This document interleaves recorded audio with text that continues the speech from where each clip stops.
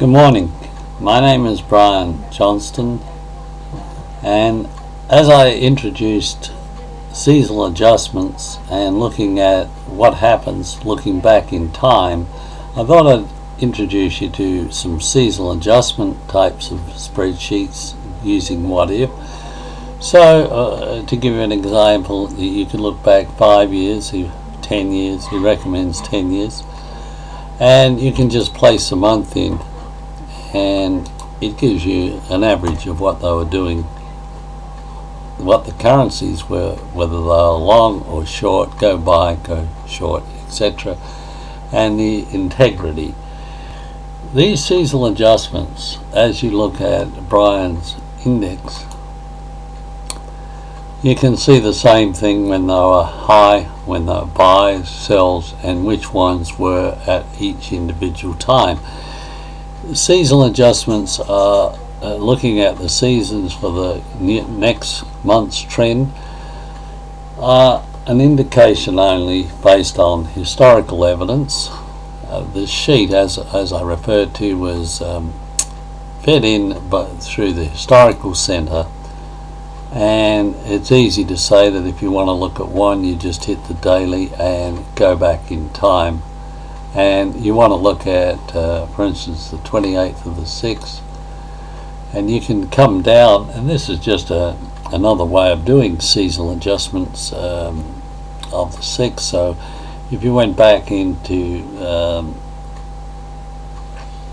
7, and we just come back here to the 6th, and we look at the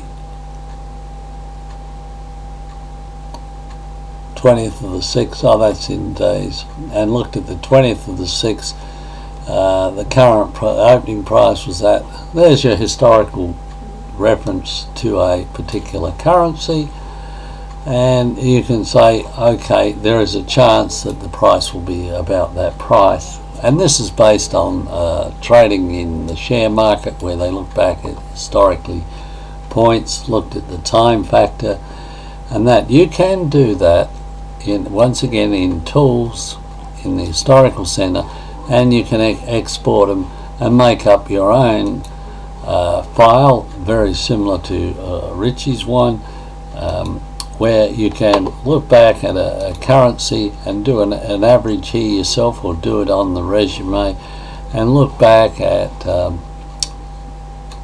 I'll put the heading in for you just so you can see it,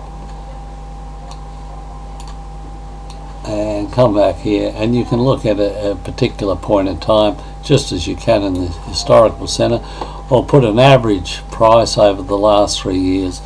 And then of course his sheet breaks it up into whether it was a go buy or a go sell this month at that time.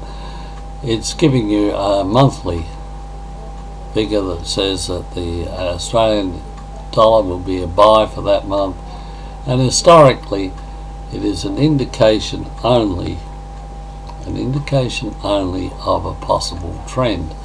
It's not 100% accurate. There are some very good programs that even take you to the pips and rehash it all up, and you can do all that in any spreadsheet you like. If anyone wants a copy of this later on and wants to play around with it, they're welcome. Okay, that's just basically the use of the seasonal adjustments.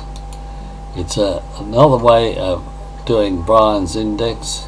You can also use the tool center once again and into the history center and do your own, and look back and say at the 20th of the month that currency was at that certain price. And you can do a group of currencies for trading multiple currencies and look at it, and it's just a probability of at this month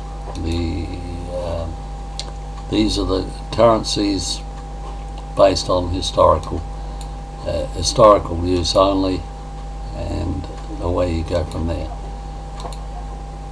Okay, that's just basically it. Once again, you can do a lot of spreadsheets. There are very costly programs out that are already done, and break it down into the pips and the various things, and you can do all that.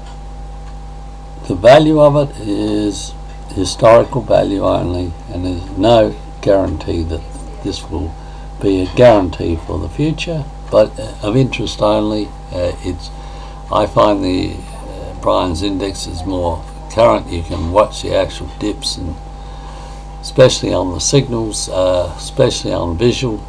Visual is always excellent to see what's happening now with the 3 and MWs.